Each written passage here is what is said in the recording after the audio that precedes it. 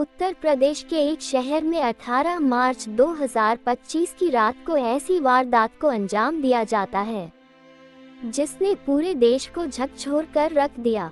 उत्तर प्रदेश के प्रेम नगर इलाके में रहने वाला कमलेश एक साधारण मध्यम वर्गीय व्यक्ति था। एक निजी कंपनी में अकाउंटेंट था।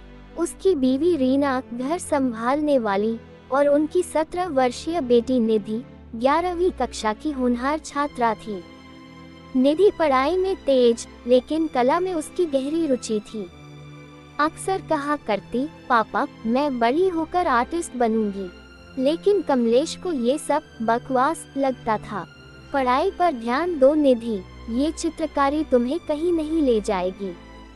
पिता और बेटी के बीच अक्सर बहस होती। माँ सीमा हमेशा बीच बचाव करती रही, पर यह केवल एक सामान्य पारिवारिक तकरार नहीं थी, कुछ तो और था। परिवार की सुखद दिखने वाली तस्वीर दरअसल दरक रही थी। कमलेश पर कर्ज चढ़ता जा रहा था। शराब की लत ने उसकी जेब खाली कर दी थी। इधर निधि की मासूमियत में भी बदलाव आने लगे थे। स्कूल के बाद वो देर तक बाहर रहने लगी थी। फोन पर फुसफुसाहटें बढ़ गई थी। कमलेश को शक था कि उसकी बेटी किसी लड़के के साथ प्रेम संबंध में है। शक कब जुनून में बदल गया, कमलेश खुद नहीं जान पाया। रातों को करवटें बदलते हुए कमलेश यही सोचता रहता, क्या मेरी बेटी मेरी इज्जत को दांव पर लगा रही है।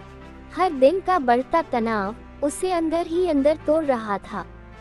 18 मार्च 2025 प्रेम नगर कॉलोनी में रात के करीब 11 बजे का वक्त था। आसमान में बादल मंडरा रहे थे, बिजली कड़क रही थी। घर में अजीब सा सन्नाटा पसरा हुआ था। निधि अपने कमरे में पढ़ाई कर रही थी, रीना रसोई समेट रही थी और कमलेश बालकनी में बैठा शराब की घूंट भर रहा था। हर घूंट के साथ उसकी सोच और ज्यादा जहरीली होती जा रही थी। कमलेश ने अपने कमरे में जाकर अलमारी खोली। वहां रखे लोहे के रॉड पर उसकी नजर पड़ी। शराब के नशे और गुस्से में उसने निर्णय कर लिया था। आधी रात का वक्त, निधि अपने कमरे में अकेली थी। कमलेश चुपके से कमरे में दाखिल हुआ। हाथ में लोहे की रॉड थी। उसकी आंखों में क्रोध की ज्वाला थी। पापा, ये क्या कर रहे हो? निधि ने डरते हुए कहा, लेकिन कमलेश अब किसी की नहीं सुन रहा था। उसने निधि पर वार कर दिया। निधि का सिर फट गया।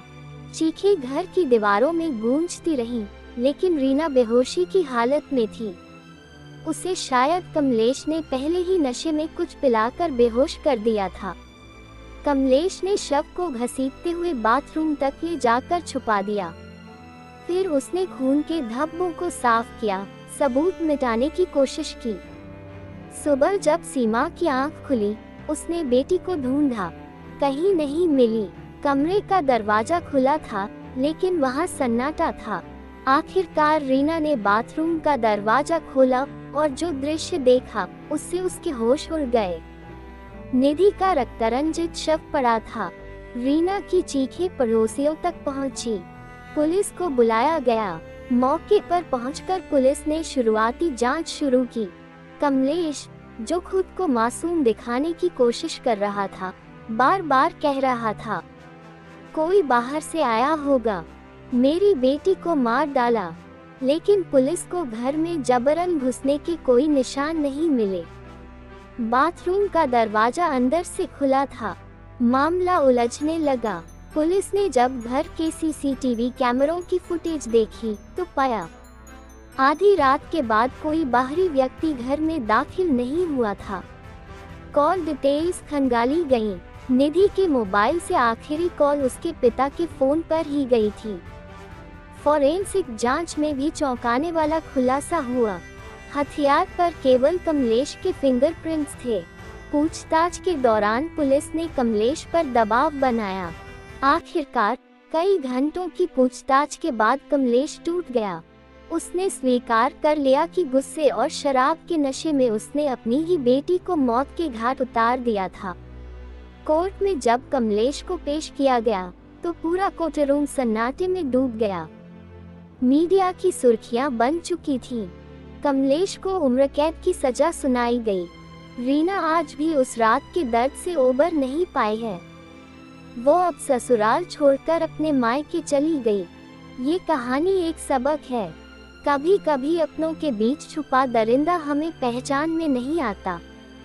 गुस्सा, शक और नशा मिलकर जब इंसान को अंधा कर देते हैं तो वो रिश्तों की खूबसूरती को मिटाकर केवल बर्बादी छोड़ जाते हैं। निधि आज हमारे बीच नहीं है, लेकिन उसकी कहानी हमें हमेशा ये याद दिलाएगी कि संवाद ही हर रिश्ते की असली ताकत है। नफरत की आग में जलते रिश्ते कभी किसी का भला नहीं करते। खैर, आपकी क्या राय है इस घटना के बारे में हमें कमेंट में जरूर बताएं।